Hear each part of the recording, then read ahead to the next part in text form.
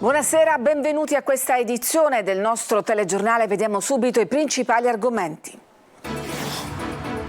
Io viva per un soffio, la palermitana Lidia Vivoli ripercorre quella notte di 11 anni fa in cui il fidanzato tentò in tutti i modi di ucciderla. Domani è la giornata internazionale contro la violenza sulle donne.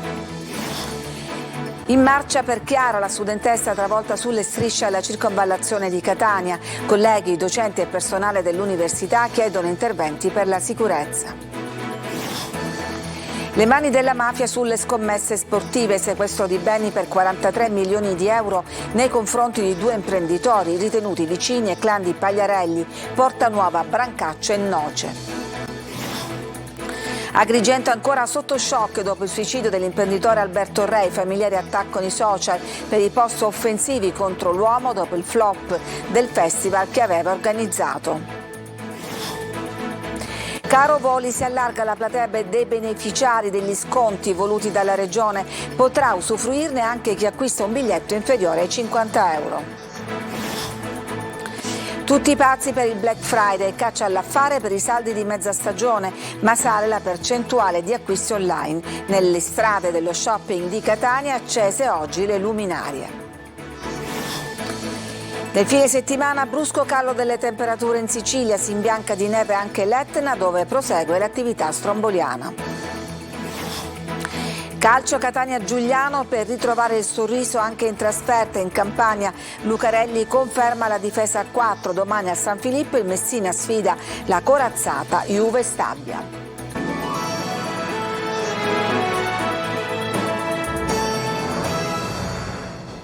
Alla vigilia della giornata internazionale contro la violenza sulle donne vi raccontiamo la storia di Lidia, una donna di Palermo che ha rischiato di morire per mano del suo ex, Marco Gullà. Per anni non ha dormito. Appena chiudevo gli occhi mi ritrovavo la sua immagine davanti mentre tentava di ammazzarmi. In strada, a ogni auto che mi sorpassava, pensavo fosse lui. La donna che vedete si chiama Lidia Vivoli, è palermitana ed è sopravvissuta a un tentativo di femminicidio nel giugno del 2012. Io nel 2012, dopo 5 mesi di relazione con una persona, andai a convivere con questo uomo che era un principe azzurro. Io facevo l'assistente di volo e veniva alle 5 del mattino in aeroporto solo per prendersi un caffè con me, mi faceva trovare la cena pronta, mi veniva a prendere, a lasciare, sembrava il principe azzurro. Tutto potevo immaginare tranne che questa fosse una maschera. Una maschera caduta in una notte terribile per la povera Lidia. Con una scusa venne a dormire a casa mia perché lui pensò che il mio stipendio, i miei soldi, il mio denaro, se non fossero stati utilizzati da lui, non potevano essere utilizzati neanche da me. Allora di notte mentre dormivo mi cominciò a colpire con una padella di ghisa in testa finché si ruppe il manico e poi pugnalò con delle forbici, mi soffocò col filo dell'abajur, del ventilatore, mi colpì in faccia prendomi l'arcata sopraccigliare fino allo zigomo, mi ruppe il naso, il timpano, 3 costole, lesione al tendine, insomma ha fatto tutto per uccidermi. Io mi sono salvata, sinceramente non so perché, me lo sono chiesto tante volte perché mi sono salvata. A questo punto ho pensato che era giusto che io facessi qualcosa per le altre. E alla vigilia della giornata internazionale contro la violenza sulle donne, Lidia vuole dare un consiglio a chi vive una relazione malata. Basta di dire soltanto la parola denuncia, quando andiamo a denunciare vuol dire che è successo qualcosa di molto grave. Insegniamo alle ragazze, alle donne a riconoscere i segnali della relazione tossica, quelle le privazioni della libertà, il controllo, la vessazione, l'umiliazione. E anche il controllo dei social, perché no, fammi controllare il telefono, vatti a lavare i piatti, l'umiliazione proprio della donna come essere inferiore, loro reputano la donna non libera di scegliere. Allora se già noi in questa fase ci poniamo dei dubbi e li lasciamo, non abbiamo bisogno di andare a denunciare. Ricordiamoci che ci sono donne come Giulia, come Elisa Bravi, che la prima volta che hanno avuto le mani addosso dal proprio compagno, fidanzato, marito è stata anche l'ultima. Se noi aspettiamo il primo schiaffo potrebbe essere l'ultimo, perché in molti casi siamo state uccise durante la prima aggressione. Le mani della mafia sulle scommesse sportive ed online, maxi sequestro di beni nei confronti di 2 imprenditori ritenuti vicini ai clan mafiosi. Beni per 43 milioni di euro sono stati sequestrati dalla Guardia di Finanza nei confronti di due imprenditori, il palermitano Salvatore Rubino, 62 anni, e Cristian Tortora, di 47, originario di Battipaglia. Secondo gli investigatori sarebbero i referenti di un sodalizio ritenuto vicino ai clan di Pagliarelli, Porta Nuova, Palermo Centro, Brancaccia e Noce. I due imprenditori sono stati arrestati nell'operazione All-In insieme al boss Francesco Paolo Maniscalco, mafia che cerca di infiltrarsi nel lucroso settore della gestione dei giochi e delle scommesse sportive. Secondo quanto ricostruito dai finanzieri del Gico, le imprese che facevano riferimento al boss Maniscalco, grazie ai rapporti con Cosa Nostra, avrebbero acquisito la disponibilità di numerose licenze e concessioni statali rilasciate dall'Agenzia delle Dogane e dei Monopoli per l'esercizio della raccolta delle scommesse, fino alla creazione di un impero economico costituito da società intestate a prestanome, un giro d'affari e volumi di gioco che in poco tempo avrebbero toccato 100 milioni di euro. I due imprenditori, raggiunti dal provvedimento di sequestro, sono stati condannati dal Tribunale di Palermo nel febbraio 2022, sentenza per Rubino e Tortora confermata dalla Corte d'Appello a luglio del 2023. Sequestrati 3 immobili, tra cui una villa favignana, quote di 11 società con sedi a Milano, Roma, Salerno e Palermo, conti correnti, titoli, polizze assicurative e buoni postali per un valore complessivo, come detto, di 43 milioni di euro. È rientrata la protesta scoppiata oggi pomeriggio al carcere Malaspina di Caltanissetta. La situazione all'interno del penitenziario si riavvia alla normalizzazione, ma per maggiore sicurezza stanno arrivando a Caltanissetta i rinforzi della polizia penitenziaria da altre strutture. Non ci sono stati feriti, la rivolta è cominciata intorno alle 14, quando alcuni detenuti avrebbero sottratto le chiavi ad una guardia e dopo aver aperto altre celle si sarebbero barricati all'interno di un reparto. Una trentina, per la maggior parte italiani, le persone che hanno preso parte alla protesta. Si sono registrati danni anche alle telecamere di videosorveglianza. Si terranno domani i funerali di Alberto Re, l'imprenditore che si è sparato un colpo alla testa. Intanto si indaga sui motivi del gesto e la famiglia lancia un appello, si apra una riflessione su quanto è accaduto, perché mai più ci si possa trovare di fronte alla tempesta senza vestiti. Laura Spanò. Agrigento sotto shock, Re era molto conosciuto in città ed era uno degli organizzatori della 43esima edizione del Paladino d'Oro Sport Film Festival. Sui motivi del gesto, che restano ignoti, stanno indagando, coordinata dalla Procura di Agrigento, gli investigatori della squadra mobile. Non è ancora chiaro infatti se le polemiche che nelle ultime settimane hanno investito il festival, di cui Re era tra gli organizzatori, polemiche relative ai costi dell'iniziativa e alla scarsa affluenza di pubblico agli eventi in programma, possono avere portato l'imprenditore a prendere la decisione di uccidersi. A raccontare chi era Re e la sua famiglia con una lettera: Alberto Re era un uomo amante della vita, delle belle parole, non amava infingimenti, ha fatto del garbo il suo stile di vita. I familiari scrivono anche che l'insano gesto è avvenuto in solitudine, nessuno della famiglia era presente. Nella lettera si fa riferimento alle critiche delle ultime settimane. Sui social viaggiano sentenze di condanna senza nemmeno il capo di imputazione, dicono. Poi l'appello si apre a una riflessione su quello che è accaduto, perché mai più ci si possa trovare di fronte alla tempesta senza vestiti. Armi in pugno e passamontagna in testa. I due rapinatori che vedete in questa immagine avrebbero assaltato con questo modus operandi un'area di servizio, 2 rivendite di tabacchi ed un passante che aveva appena prelevato dei contanti. La polizia di Catania ha arrestato Massimo Torre e Salvatore Manuel Monaco, già detenuti per altra causa. Ai 2 indagati si contestano 4 rapine ed una tentata rapina commesse tra il 7 e l'11 novembre del 2022. E torniamo adesso alla tragedia di Chiara, la studentessa travolta sulle strisce pedonali mentre attraversava la strada nei pressi dell'Università di Catania, che frequentava da quest'anno. Oggi una manifestazione che ha visto coinvolti i suoi colleghi, ma anche i docenti e il personale dell'università, per chiedere maggiore sicurezza stradale. Vediamo il servizio di Simona Mazzone. Una marcia per Chiara partita da Piazza Santa Maria di Gesù affinché la strage dei pedoni venga fermata, affinché gli studenti universitari possano muoversi in sicurezza sulle strade di Catania. Cose così non devono più accadere, hanno detto tutti in un grido unanime. Un momento per ricordare la giovane morta la sera del 7 novembre scorso, dopo essere stata investita mentre attraversava sulle strisce pedonali, travolta prima da una moto e poi da un'auto. I cittadini, soprattutto gli studenti universitari, purtroppo non vivono in una città sicura e a misura di studenti. Questo non è il primo caso, speravamo non ci fosse neanche il primo di caso, purtroppo ce n'è più di uno, però chiaro è che adesso qualcosa dovrà cambiare. Gli studenti chiedono alle istituzioni un intervento immediato, ma l'appello è soprattutto agli automobilisti affinché rispettino i limiti di velocità. Ciò che mi preme dire è che comunque noi in primis da automobilisti dobbiamo stare attenti a questi pericoli perché può essere un rischio per noi ma soprattutto per i pedoni, anche perché molti studenti e studentesse percorrono quella strada ogni giorno per andare a casa, per andare alle sedi universitarie là vicine, quindi è davvero rischioso per tutti e tutti. Tutti ancora sotto shock per la scomparsa della 19enne originaria del Siracusano. Era il primo anno che veniva in una città universitaria, per cui nuove esperienze, compresa quella di studio, e tragedie del genere. Noi infatti siamo qui adesso insieme agli studenti che hanno organizzato questa manifestazione per fare sentire la nostra vicinanza soprattutto alla famiglia. La marcia è proseguita per via Androne fino ad arrivare nella facoltà di scienze biologiche in silenzio, con in mano candele ad illuminare il percorso e i cuori con un pensiero rivolto a Chiara.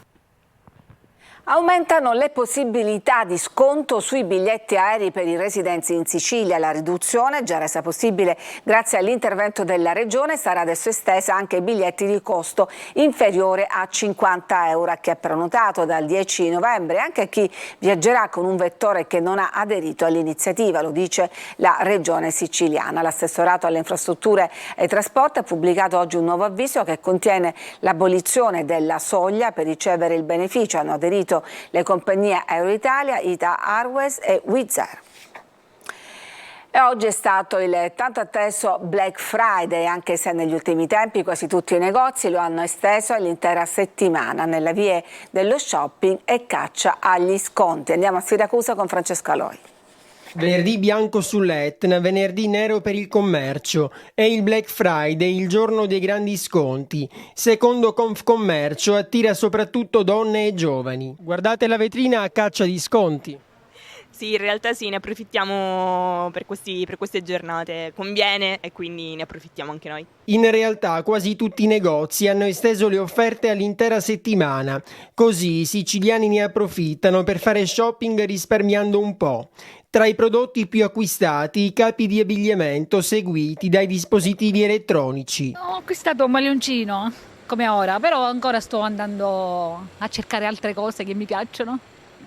C'è convenienza? Sì, molto, molto. Ma c'è anche chi ad un mese dal Natale coglie l'occasione per acquistare i primi regali. Lo fa un siciliano su 4. Soltanto il 12% dice che è ancora presto. Mi sono resa conto che qualcosa si può acquistare e risparmiare. Dal Black Friday diventato Black Week al Cyber Monday, che sarà lunedì prossimo. Un'occasione per i commercianti di vicinato ma anche online per vendere di più. Si attendono da questa giornata riscontri che consentono di andare a recuperare le perdite degli ultimi mesi, in particolare nel settore della moda. Tutti a fare shopping quindi, ma facendo sempre attenzione, soprattutto per gli acquisti online.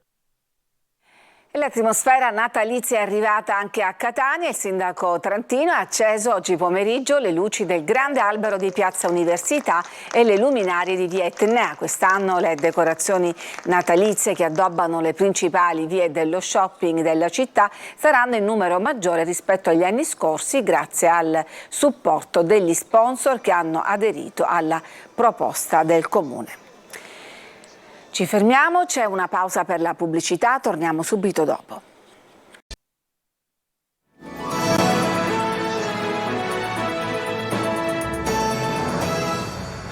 Una donna di 46 anni in stato di agitazione avrebbe aggredito 2 infermieri dell'ospedale Cannizzaro di Catania, minacciandoli anche di morte perché non soddisfatta del trattamento e delle cure prestate alla madre ricoverata nel reparto di neurologia. I poliziotti l'hanno denunciata per interruzione di pubblico servizio e lesioni gravi. Parliamo di rifiuti. Il comune di Catania dichiara guerra agli incivili. Le telecamere piazzate nel centro storico beccano gli sporcaccioni. L'immagine simbolo è quella di un automobilista che scarica ben 12 sacchetti di spazzatura sul marciapiede. Tonino De Mana. Ammende fino a 10.000 euro, sequestro dell'auto e denuncia penale. Il comune di Catania dichiara guerra agli incivili dei rifiuti nel tentativo di rendere più decorose le strade, spesso ridotte a discariche a cielo aperto. Una svolta epocale intrapresa dal sindaco trantino che sin dal giorno del suo insediamento sta lavorando per stenare chi, senza scrupoli e senza pudore, si sbarazza della spazzatura nel modo più vergognoso. L'immagine simbolo è quella che vi proponiamo. Per motivi di privacy oscuriamo la targa dell'auto e volto del protagonista che in pieno giorno, in pieno centro storico, entra in retromarcia, parcheggia sul lato sinistro della strada. Neanche si degna di guardare, evidentemente non gli interessa. L'unico pensiero è quello di sbarazzarsi della spazzatura e quindi di svuotare l'auto. Alla fine saranno 12 sacchetti di rifiuti riversati spudoratamente sul marciapiede. Così, dopo una lieve sfregatina alle mani, ecco che lo sporcaccione di turno si rimette in marcia, come se nulla fosse. Non sa però che la sua vigliacca azione è stata immortalata da una delle tante telecamere fatte piazzare dal comune di Catania. Per lui scatterà una denuncia penale ed, accertate le contestazioni, verrà applicata una salata ammenda. Analoga sorte è toccata ad altri 7 incivili beccati dalla Polizia Municipale Annesima Inferiore, Librino, San Giorgio e San Giuseppe l'Arena. Tutti sono accusati di abbandono illecito di rifiuti sul suolo pubblico. I trasgressori rischiano una multa da 1.000 a 10.000 euro ed il sequestro del mezzo utilizzato per commettere il reato. Il weekend dovrebbe portare un calo delle temperature in Sicilia dopo le piogge di ieri. L'Etna appare oggi completamente innevata e proprio sul vulcano continua l'attività stromboliana. Emanuela Corsi.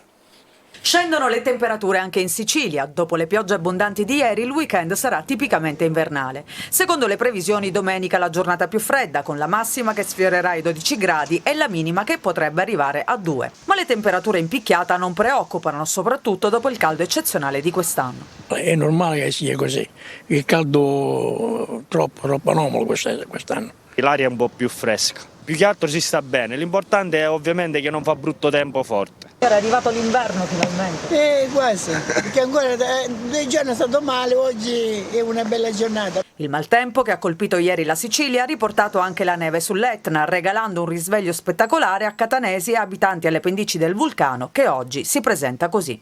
Ieri era piena di boschino, non si vedeva nulla, oggi invece è chiarissimo, bella. Uno spettacolo. Uno spettacolo, sì, uno spettacolo.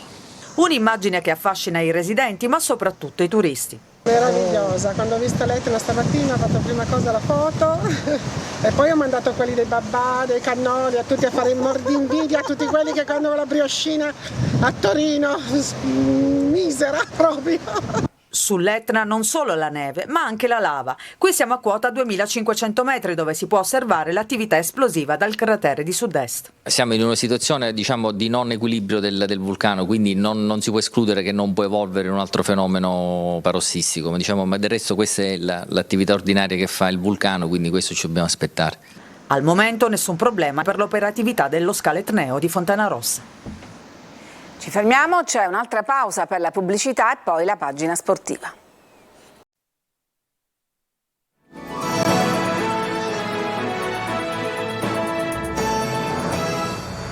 Ed eccoci alla pagina sportiva. Catania di scena, Giuliano in una partita insidiosa contro una delle formazioni che stanno attraversando un ottimo periodo di forma. Lucarelli in conferenza stampa ha confermato il modulo che ha portato alla vittoria sulla Turris. Sentiamo Francesco Triolo. Il bivio campano per continuare a viaggiare. La trasferta di Giuliano per il Catania rappresenta l'occasione per dare slancio alla vittoria con la Turris e alimentare l'entusiasmo che l'arrivo di Lucarelli ha portato. Di fronte ci sarà una squadra che attraversa un ottimo stato di forma, 3 vittorie, l'ultima in casa dell'Avellino, nelle ultime 4 partite un pareggio in casa del Benevento, e nel centro campano è cresciuto l'entusiasmo, tanto che si preannuncia una grande cornice di pubblico. Samuel Di Carmine presenta così la gara. Noi arriviamo lì sicuri di noi stessi, forti, e dobbiamo pensare di essere una squadra operaia, di lottare e di fare risultato, perché noi dobbiamo fare più risultati possibili da qui alla fine, insomma. Entusiasmo anche in casa Catania, polverizzati i biglietti, 500 a disposizione dei tifosi rossazzurri. Lucarelli dovrà fare i conti con le assenze certe di Rizzo e Ladinetti, in regia dovrebbe giocare Quaini, confermando la scelta operata contro la Turris. Nell'unica partita che ho fatto abbiamo proposto il 4-2-3-1 e quindi ha dato anche delle buone risposte, non solo in termini di risultato.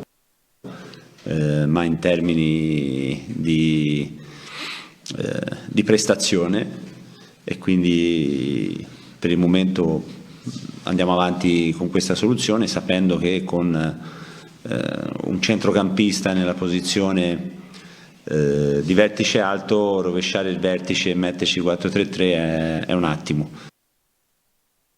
E dopo il telegiornale andrà in onda Preview, la nostra anteprima sportiva del weekend, condotta da Marco Carli. Oggi nel corso della trasmissione un'intervista in esclusiva con Di Carmine prima del match con il Giuliano. Le ultime news sulla partita di domenica e sull'impegno del Messina. Parleremo anche di pallavolo e Serie D. Preview vi aspetta dunque alle 20:45. E domani pomeriggio il Messina ospita al Franco Scoglio la capolista Juve Stabia, partita complicata per i giallorossi che cercano riscatto dopo 4 sconfitte consecutive. Sergio Colosi.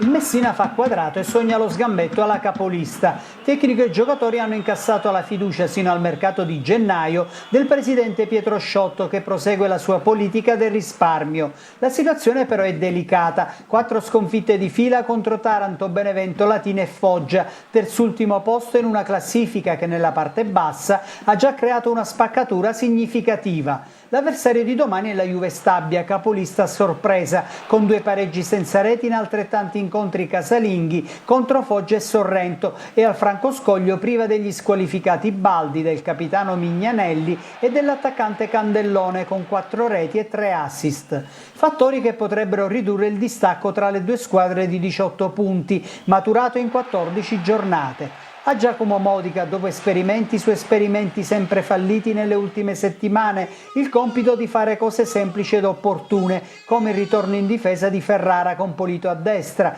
il rientro di Frisen e la conferma di Franco e Firenze. Capitolo a parte l'attacco restituito a Plescia e che non segna da 4 gare, con limiti strutturali irrilevanti come il resto della squadra, ma per essere competitivi contro la Juve Stabia serve il Messina di inizio stagione. È tutto per questa edizione, grazie per averci seguito, vi auguro una buona serata.